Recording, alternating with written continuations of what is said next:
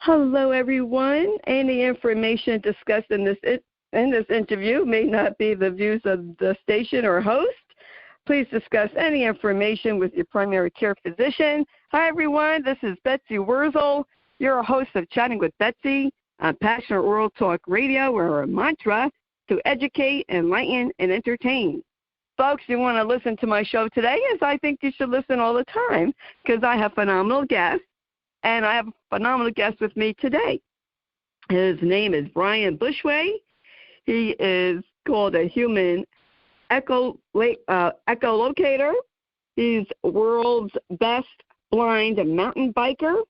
He is founder of Acoustic Athletics. He's a motivational public speaker and a mental health advocate and program director of My Blind Coach.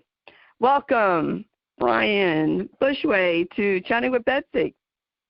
Thank you, Betsy. It's a pleasure to be here. This is going to be a fun conversation. Yes, I love to have fun conversations. That's what my show is. I like to have fun. I don't take myself too seriously. Brian, from what I read about you, you were just phenomenal. And I have to ask you this right off the bat because I'm very curious. How did you get into mountain biking, and how do you mountain bike? Yeah, it was one of those questions I had myself. Like, wait a second. How would a visually impaired blind person ride a bike? It behooved me because I wasn't always visually impaired. I lost my vision at the age of 14, where I know the optic nerve is the cable that goes from the back of the eye to the brain, and it started dying and deteriorating from like the end of 7th grade to the beginning of 8th grade. And I went from like having functional vision to low vision to now having no light perception. And that question was very real. Like, how is it that a person would ride a bike if they can't, see? And that brought up that's when life became actually really interesting. Because the way we ended up mountain biking was a couple reasons. Is we all know if you lose one sense, the other senses get stronger, and that's true. Right. Because of this concept of like neural plasticity, our brains can adapt. So that was what was happening. So my brain was adapting, learning to hear the world in new ways. And then we figured out, okay, how do we get off the tandem bike and get each rider? And I didn't do this alone. I was with a group of people in a team. We called ourselves Team Bat. And these were other visually impaired people who went out on a ride first. And they were experimenting, putting bells on a bike, putting playing cards in the spokes, whatever sound you can have the bike make, cool. It was a good sound source to follow. We ended up as a team deciding on a nylon zip tie. So we put the nylon zip tie around the frame, angle it into the wheel, so every time that the spokes move around the zip tie, it makes a noise. Grr, grr, grr, grr. And so you can hear where the bike is going. And then the other part was we had developed echolocation, the ability for humans to see with sound. Sound reflects off of objects, and the brain can image where things are by sound reflecting off of them. And it's like vision, right? Light is reflecting off of objects, and that's what the human eye sees. And then what the patterns of light go into the eye, then they hit the brain, and it's the brain that actually constructs an image, understanding three-dimensional space, field of depth. And so what's really cool is the human brain can do this with sound. And it's called flash sonar or echolocation, more commonly understood. Bats and dolphins use it extremely well because they have like different advantages than humans. So here I was as a young person learning essentially how to see with sound. So my brain was imaging sound. So, yes, I could follow the sound of the bike in front of me, but I was also able to make an active signal like a tongue click. And that sound would reflect off the tree line to my left or the bush line on my right, and then I could tell the distance of where I was on the trail.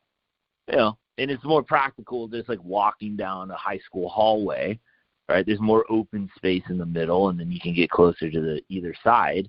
And so it's pretty cool that the ear and sound can be so accurate in judging distance and with movement. But what was cool is the brain actually creates an image. And that's been studied, and there's been MRI scans that actually show that the brain takes auditory information, sends it into the visual cortex, and specifically the object recognition parts of the brain are activated. So that means that is interesting. It's totally That's very interesting. Yeah. It means that you can see in the dark. But we don't really train ourselves to do that because we're always really quick to go flip on the light switch. Yeah, that's true. That's very true. So you develop a very keen sense of hearing. Now, this might sound like a ridiculous question, but I have to ask this. Can a seeing person develop that same keen hearing as you can? Yes, absolutely. And that's what Acoustic Athletics is designed for, is helping athletes or any person, with 20/20 vision, take advantage of this additional information. It's about motivation. Yeah. Mm-hmm. Yeah. Our brains are designed to do this. We just don't give ourselves the opportunity to develop it. Yeah, you're right, because we want everything instantaneous, right? Especially nowadays. Yeah. I mean, and why not, right? If you want flow in your life and you got a light switch, flip it on. But it doesn't mean that if there isn't light, we can't function. And we all forgot when we're born, right? We're all born legally blind. Babies recognize their parents by the sound of their voice because they've been hearing it inside the womb. It's the thing that they recognize as soon as they're born. Where's mama? Because they hear the voice and the dad. And voice, sound is a vibration. It can travel through the body. And so babies, and it takes about 4 to 6 months for the eye to even fully develop. And so, we're all born legally blind. And so sound is like fundamental to all relationships and communication and all types of things. It's just, we just forget how our other senses are really informing us on a day-to-day basis. So it was cool. I mean, I just learned all this, right? Because I lived 14 years with vision and then had to learn like the beauty of information and the aesthetics that the other senses can really provide. Yes. I have to ask you this, Brian, because I just curious with your story. What was that like for you that you lost your vision? And did you get depressed? Did you go into like a depression?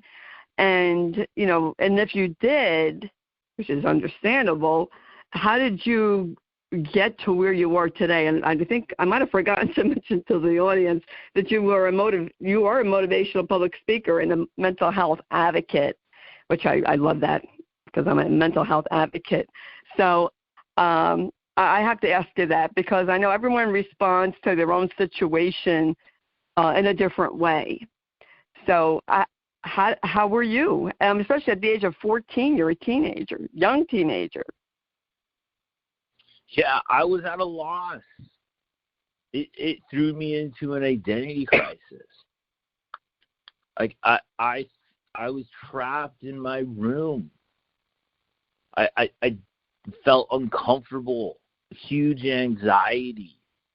Like I didn't know. Like even when I was low vision, right? Like low vision is actually pretty difficult because you can see enough. You have enough vision to get into trouble, but you don't have enough to get out. But everybody treats you the same. You know, they expect that you can see, so the expectations are there. But as soon as the day that you're like labeled blind or you pick up a white cane, now the social atmosphere changes. I got trapped in this box of low expectations. No one really expected me to do anything. And even myself, I didn't know how to tie my shoes, put toothpaste on a toothbrush, how to cut food with precision. Like, I had to learn all of those things. So I was at a loss, an identity crisis, and I thought I was going to live the rest of my life at home with my parents, and they thought so also. But then we started educating ourselves, right? We started reaching out. We started meeting other people, getting in contact with other professionals in the field of like special education, visual impairment, or even just like family trauma, because it doesn't just affect me; it affects everybody else in the family too. Right. Mm-hmm. Yeah. So I was in this place of just like deep unknowing, and I really had these like deep conversations. I call them like these soul cravings, where I was like, something spoke louder for me to say, okay, I need to go try. Because I knew what my life was. I was already trapped in a room. The message of society was, you're blind, don't move. You'll get hurt.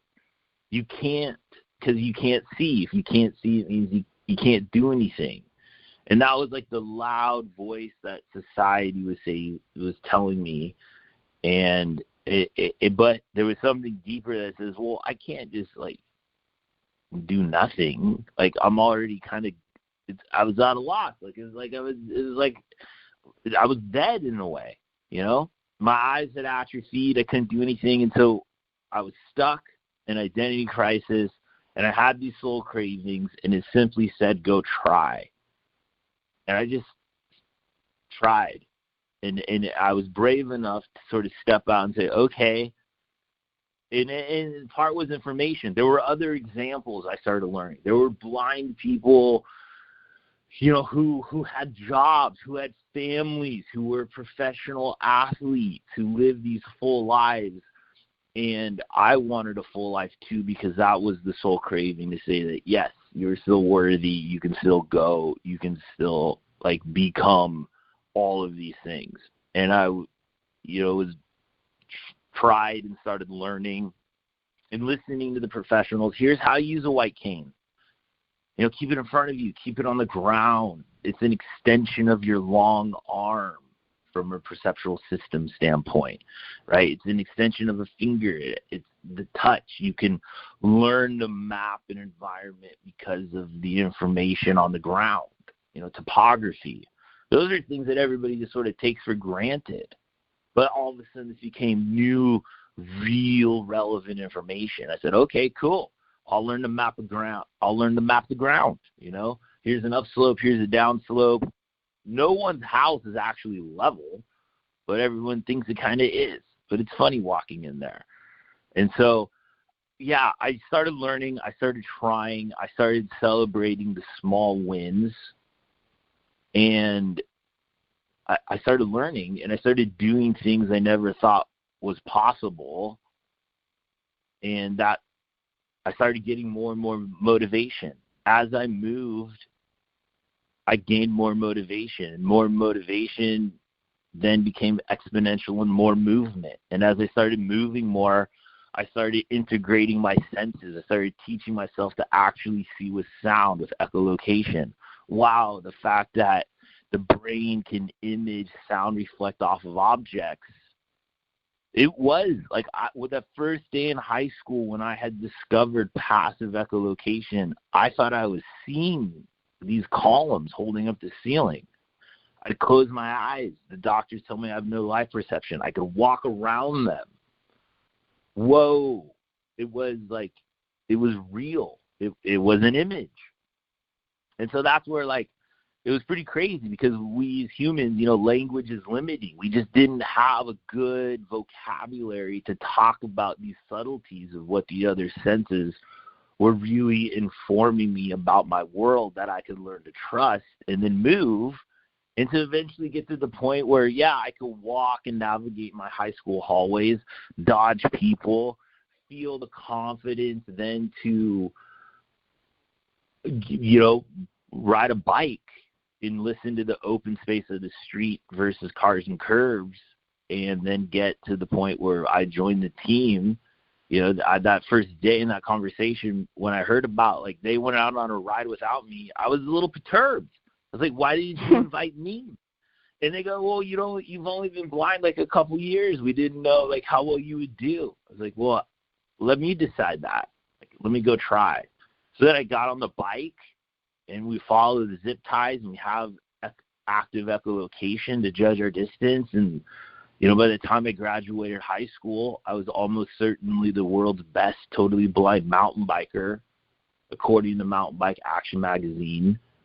And it was pretty cool because it's a good marker in life that I stepped back and reflected and was like, wow, it kind of shattered all preconceived ideas about what I thought was possible for myself and just generally human beings. Human beings can see with sound well enough to confidently ride a bike. So that opened up, all dreaming avenues. If this is possible, then what else? And so that these experiences really just catapulted me to think bigger, dream bigger, and be more hopeful. Because with neuroplasticity, our body wants to do this. Our brain wants to adapt. We just have to find the motivation to do it. I love that, Brian. You are phenomenal. And this is like one of the reasons for my show and why I do it is for people to tell their story. And you have a story, and that will help motivate someone else. Because I always say this on the show. People who take an unfortunate situation, and sometimes it's can be considered a tragedy, and they turn it into something that is beautiful. They turn it into a cause. They turn into a motivation, a passion.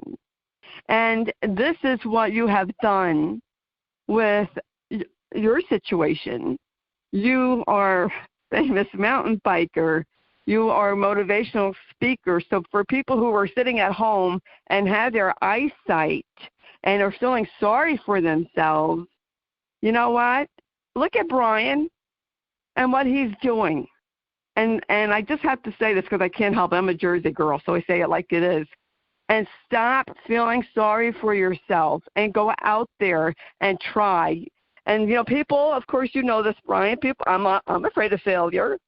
So sometimes we don't want to try because we're afraid of failing. But you know what? When you try, that's not failing. I feel, in my opinion, that when people don't try, then they're failing. Not when they try and maybe they didn't succeed at first. You keep trying. And I just think that's just phenomenal. I can't even ride a bike. Once my father took off the training wheel, I had to laugh. Yeah. Yeah. I couldn't balance myself. The hardest part about it is that no one's ridden a bike before is actually learning how to balance on a bike. Yes, I had trouble. The perceptual stuff is kind of easier in one way. But it takes perseverance, right? Like the product of perseverance is wisdom. And that's what, and it starts with trying. And all of a sudden these tries add up to perseverance, and it develops our character. And the result of perseverance in that character trait results in wisdom. And that's the advantages of why we keep trying. Yes, I agree. I saw a video, one of your videos, Brian. I believe you were helping one of your students. I forgot the name of the video. you are a human echolocator. And I guess that's just what you were doing with this young boy, helping him with the sounds. So can you explain what that is? I know you just explained about sounds, but how do you help somebody do that? Yeah, there's lots of videos. AcousticAthletics.com. People can find all types of videos about humans enhancing their other senses. And so when I work with young, visually impaired kids, which we spend a lot of time, working with, and where we see like the world of sound becoming even more like applied, everyone's already doing this, right? Passively. So sound is reflecting off of everything all the time. A hum of a refrigerator, air conditioner, cars, and noises, they travel inside, and those sounds reflect off of objects, and that's passive echolocation. And even if I'm talking now and I put my hand in front of my face and keep talking, my voice is being blocked as I remove my hands. It changes. And everyone else, listening can actually make a shh sound like you're a librarian shushing everybody, but you can make it kind of quiet. If I make that same shh sound, you're going to hear the sound change.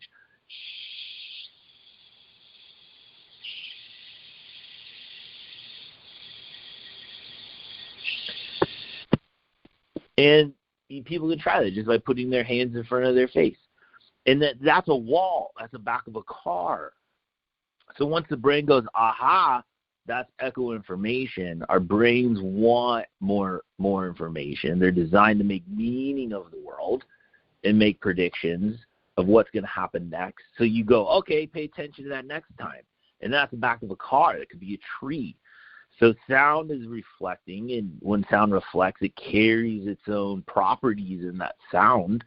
So you can even identify, like a tree sounds very different than a building. And and it's cool. And then if you want more clarity, you would keep an active signal, like a tongue click. And now that sound reflects off of objects, and it comes back to the ear, and it brings more clarity. So the active signal would be like central vision. If you want more detail and clarity, use an active tongue click. But if you're kind of cruising, you don't have to click all the time. There's plenty of sound out there that is reflecting, so you can passively understand where things are. And with precision, you can tell where door frames are, where an intersecting hallway is. Becomes very helpful when crossing intersections.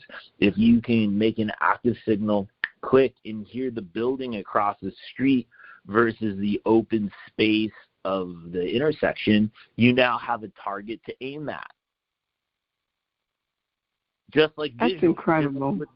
Yeah, just like you would visually have a target to aim at, you go in that direction. And so, I mean, it's super helpful, right? It's this whole other layer of information that is there all the time.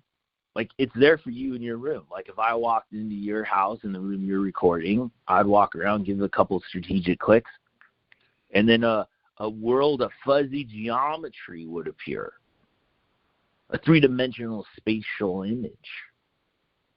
And so that when you have that awareness of larger features, now you have more freedom of movement to get around. And so that was it. But it took a challenge for me to even have the motivation to want to move, because there was a lot of like social conditioning. I know I was looking at a lot of the themes of care receiver and caregiver. One of the most interesting journeys that I went through was being put in the care receiving role and always treated. Yes. I first lost my vision, and then I had to journey to become the caregiver. And even the people who started as caregivers, they also with me had to transition, to start helping in ways that would help me become more autonomous. So, I mean, that was really one of the biggest, hardest obstacles was that I got trapped in that box of low expectation. And the social dynamic was I was always seen as the care receiver. So anytime I walked into the room, everybody else assumed the role that they were supposed to take care of me, which doesn't create a lot. That creates low self-esteem. That's something for the audience, Brian, and I'm glad you brought that up, to think about, because right away, especially like I'm 64, okay, so the way that it was when I was growing up, if you saw someone who was physically disabled or visually impaired, you went into that mode, and you didn't expect that person to do certain things because that's just how it was back then. But it's so different now. People can do things. People can do more. And I don't know why people just assume that if someone is visually impaired, whether, they use a cane, totally blind, or in a wheelchair, that their mind is out to lunch. So they talk like the person's not even there. And you can't do that, folks. People or they are there. I said it to my mother one time because, I don't know, she said something to the fact of, oh, yeah, they understand even though they're in a wheelchair. And I said, Ma, just because they're in a wheelchair doesn't mean they can't think. They can think. They are human beings and they could think. But this is the old-time school thinking. And this is why we need people like you, Brian, to inform and educate of how you feel and what you went through and how we should, treat people who have a visual impairment. Don't just jump into that, caregiving mode or assume that person can't do anything, because it's not true. So go ahead. I had to get on my soapbox. No, I like the soap. Let me join you on the soapbox, because I think the point goes even bigger for anyone who finds themselves in the care receiving role, right? It's a relationship, so there's two parts, and there's different reasons why a caregiver is providing care, right? But in the rehabilitation process, we want the person who starts in the care receiving role to grow in their abilities to do more for themselves. Yes. Right? In the rehabilitation, there are certain things that may never come to fruition, but the reason why we're rehabilitating, a stroke happens, right? Like, there are a lot of things happen that bring a disability into one's life. And so we're always taking care of families. We're always taking care of other people. That's what's cool about humans. But we want to empower, and as we're taking care of people, understand the best way to serve them. And sometimes, like, the caregivers, at a certain point, I had to communicate to them, hey, I need more space to learn to do this for me. Like, you can't always hand me the cup of juice. Like, let me practice searching with my two hands on the tabletop to find it. Like, but I don't want to do it. I want to learn how to do it smoothly and strategically. Let me learn the skill of being very astute, that when the waiter comes to the table and they drop the glass down, it makes a sound on the table and the ice jingles, and I remember where it was, and I map it in my head, and I can reach for my hand and gracefully grab the cup, as opposed to everybody being like, oh, the cup's there on the left side of the table at 11 o'clock, right? They're not always going to be with me. And so that's this whole beautiful, like, learning, healing process that everyone who's the caregivers and receivers have to go through. But there are parts in that process where everybody has to communicate. Okay, let's check in. What more can this person do on their own, and how do we best serve them? And sometimes it's just creating space, yes. in the right way. Yes, and I'm sure, probably your parents might have been very overprotective. It probably was difficult for them to give you space. And you went to college. Did you go away to college? Yeah, I went to Pepperdine University. I majored in speech communication and minored in nonprofit management. Later on, I went to get my master's degree in special education, and I'm a certified orientation mobility instructor. But yeah, I was like, by the time I was a junior in college, I was so tired of high school, and I was like, I got to go live on my own and go to college. So I developed a lot of independent living skills. You know, I learned how to do laundry, cook, prepare food, so I could be independent, you know, when I was 19, 18, to start as a freshman. And most freshmen in college don't even know how to do their laundry. You know, most college, you know, welcome to freshman college. Here's a couple courses on, like, laundry and things like that. So I was already, like, ahead of the game in many ways because, I was interested in, like, not only, like, taking care of myself, but ultimately, like, how to be a caregiver. You know, I was tired of always being seen as the person who needed help. So I was interested in finding creative ways to serve the people around me. That's just so cool to me, Brian. I'm just so motivated here in New Jersey listening to you. And have you ever done a TED Talk? Because I think you should do a TED Talk. If anyone's listening, I think you should do a TED Talk.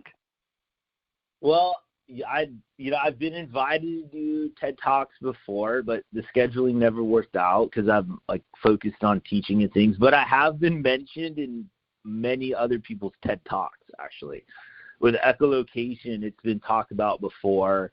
It's been mentioned in James Nestor's TED Talk. He wrote a book called Deep and Breeze.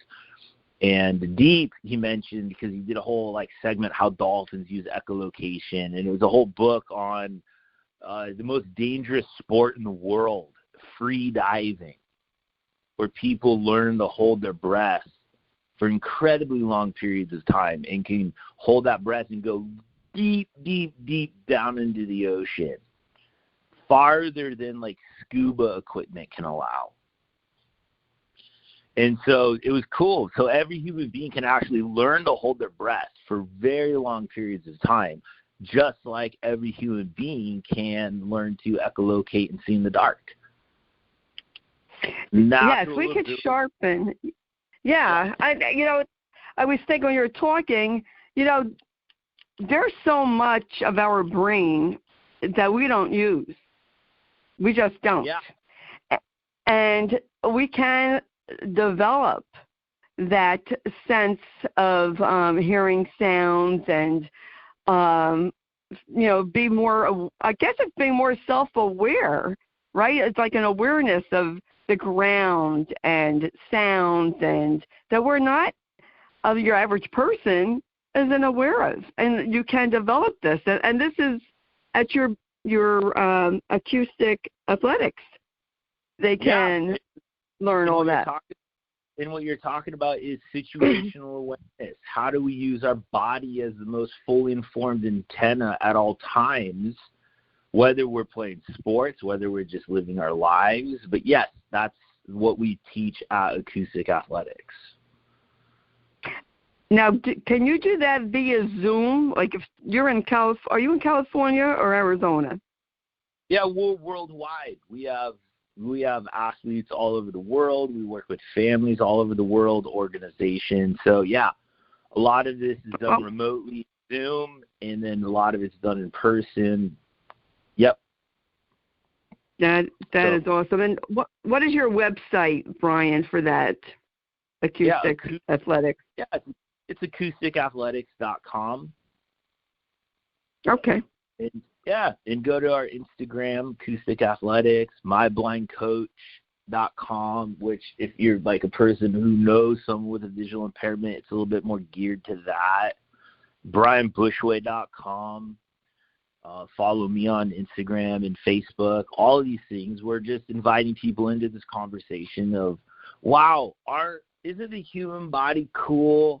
we've been designed with so much more, and we're just figuring out how to tap into all of this. And you're absolutely correct that there's parts of the brain that we don't use or we don't integrate, and that's one of the things that we found in neuroscience. In neuroscience, the scientists have shown us that if you want to put the brain into a hyper state of learning, you put the person in a new environment. And the easiest way to put a person in a new environment is to put a blindfold on them and to have some coaching. And the world and the poetry of the other senses will become alive. And you'll notice details and things that you never thought existed. And before you know it, you're finding a whole more enriched experience. And that's why you follow us at AcousticAthletics.com. That is, it's just incredible. I think the brain, to me, it's like Alaska, the last frontier. There's so much about the brain that we don't know about. I mean, the brain is just amazing to me. It really is. And one of the reasons why it is puzzling to me is because, I'm an Alzheimer's advocate. My husband had early onset Alzheimer's, and just how that disease affects people differently. And talking about senses, my husband, his vision wasn't that great near the end, but he could hear. He heard the littlest noise. It's just, it's incredible to me. And, I just had to tell the audience, folks, you need to follow Brian. I saw some of his videos. I was blown away. And the information will be in the blog. So I really want to encourage the audience, if you know someone who's visually impaired, someone who's blind, tell them about Brian, Bushway. This is why there's a chatting with Betsy, Brian, because I want to provide people with resources that they don't know about. And you are a wonderful, incredible resource. And I want people to know they're not alone. They might think they're alone, but they're not alone because we're here to help them. And you just fill my heart. You just filled my heart and uplifted me today, Brian. Wonderful talking to you. And I'd like to ask you, do you have any words of wisdom you would like to impart to the audience, how they can help someone who is visually impaired? Yeah, I would just say, remember this, we're all human beings first, and then we happen to have whatever our thing is. And so what I'm talking about today, these are human being truths, right? One of the things I learned early on, if I became better as a human being, the visual impairment issues became a lot less. So everything that we talked about today is applicable because we're all human beings experiencing, this life. So, and there's multiple forms of blindness. It's not just physical. There's emotional blindness, spiritual blindness, psychological blindness, right? There's things, because blindness Absolutely. is right, that we just the unknowing, right? And so that is where a lot of our teachings help. Not only, yes, we're using quieting the loudest sense, which is vision, to create room for these other discoveries to happen. And people find it incredibly empowering when they participate in these sensory awareness experiences, because it makes them think about life differently, and it makes them reevaluate in reflection sometimes life, trauma and stuff. So there's all forms of blindness, and find a way to serve the person, find creative ways to serve the people around you. And that's the best way I've ever found to change any negative stereotype or prejudice against me. When a person walks over to your house, host a glass of water. Changes the social dynamic for all of us, right? You meet a new person. Right. How many of us walk into an environment, especially after COVID? COVID has screwed up all of our senses. Like large groups of people we're worried about. Do we shake a hand or do we not? I tell everybody, take the social risk. Reach out your hand and make a new friend. Like, that's what we need now. Find creative ways to serve the people, take the social risk. And that was it. One of the first lessons as a visually impaired person, how do I know where a person's hand is? I couldn't see where it was. I couldn't wait to see, do they want to meet me or not? So I had to learn to be empowered, to be like, I'll put my hand out first, and 99% of the time, life is going to shake back. But a lot of our human problems will be solved by making new friends. So that's it. Reach out, shake life's hand, take the risk, and find creative ways to serve people around us. Yes, definitely, Brian. Oh, you're such a pleasure to talk to, Brian. I want to thank you for coming on Chatting with Betsy. Folks, you heard Brian Bushway, and the information about Brian will be in the blog on how to contact him, how to reach him, how to follow him.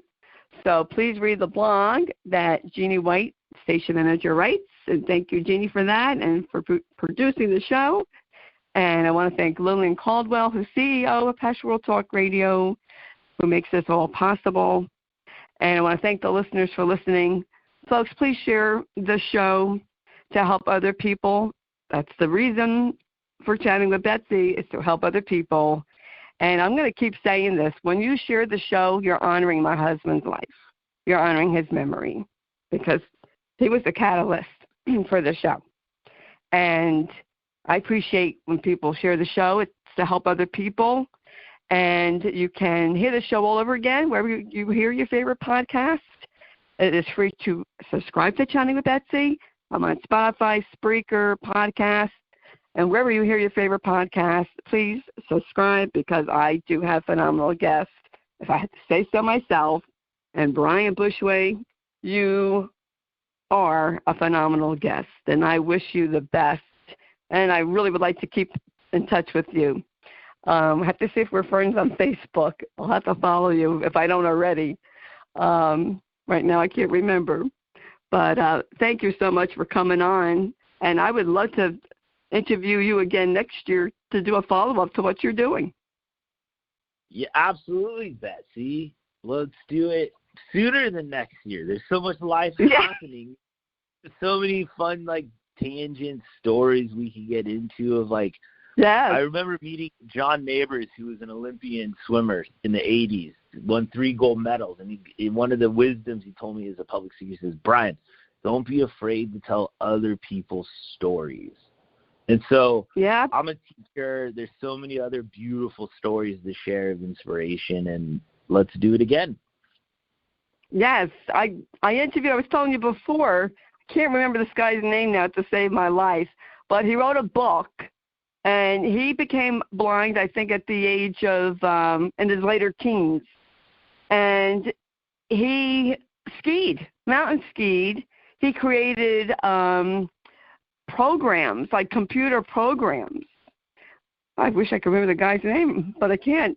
I'll have to look him up. And phenomenal. And Brian, you're married. Do you have a family? Because I can't remember at this point. Yeah, I have a family. I have 2 beautiful nieces. Been married 11 years, and love family's great. So. Yes, that's great. I wish you well, Brian, and I'll keep in touch. And as I always say at the end of the show, my talk show, in a world where you could be anything, to please be kind. So please be kind, people. Reach out a hand and help someone, because you know what? When I found this out for myself, when you're down in the dumps and you reach your hand out to help someone else, you feel better yourself. So be kind, reach out and help someone, share this show to help someone else, and I appreciate it. And I just want to thank everyone. Until we chat again, this is Betsy Wurzel, your host of Chatting with Betsy on Passionate World Talk Radio. Bye-bye now.